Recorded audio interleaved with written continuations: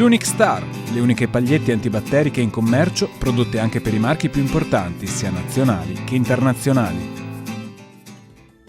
Benvenuti al Meteo.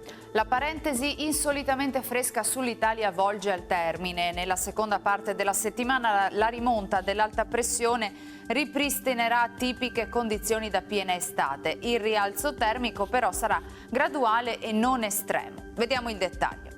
Sul Veneto la grafica di giovedì 10 agosto evidenzia una situazione contraddistinta da generali condizioni di bel tempo, con il cielo che si presenterà sereno o al massimo poco nuvoloso.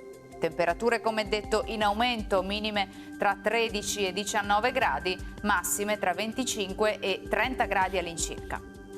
Spostiamoci ora sul Friuli Venezia Giulia, anche in questo caso sarà soleggiato, cielo in prevalenza poco nuvoloso, locali addensamenti in genere innocui.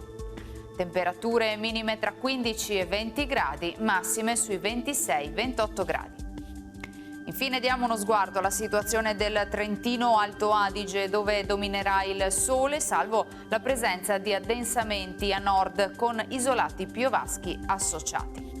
Temperature minime intorno ai 16-17 gradi, massime sui 28-30 gradi all'incirca. Dal meteo per ora è tutto, grazie per l'attenzione, arrivederci.